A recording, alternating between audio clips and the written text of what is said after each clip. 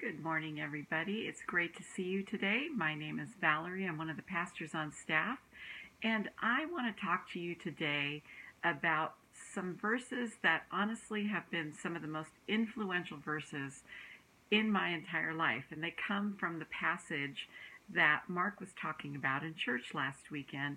And these verses are from John chapter 13. And this is again at what we call the Last Supper, the night before Jesus died on the cross. And it talks about when Jesus is getting ready to wash his disciples' feet.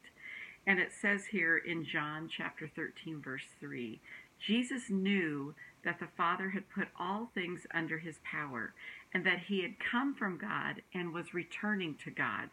So he got up from the meal, took off his outer clothing, wrapped a towel around his waist. After that, he poured water in a basin, and he began to wash the disciples' feet. And something that has always struck me in this passage, and something that has honestly informed how I live my life and how I work towards loving and forgiving people, is that Jesus served from a position of understanding who he really was. It says that he knew that the Father had put all things under his power, and he knew that he had come from God and he would return to God, and so he got up and served.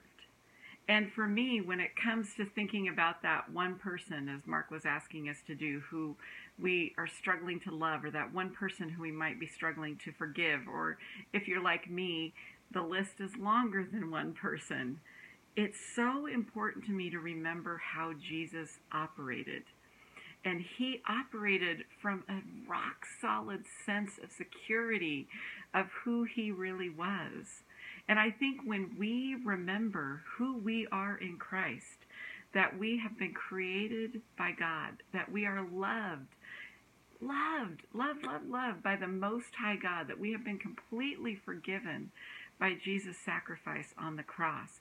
From that reservoir and from that identity, it becomes easier then to love others. It becomes easier then to forgive others, because we're not relying on those people to tell us who we are, or we're not relying on those people to love us perfectly or forgive us perfectly, because we've already found our love identity, our forgiven identity in Jesus. So I encourage you, as you go through this day, as you continue to think about how God would have you love the people in your life, how God would have you forgive the people in your life, do that from remembering first who you are in Christ, that you are loved, that you are forgiven, and that you are empowered to do and live just as Jesus has called us to.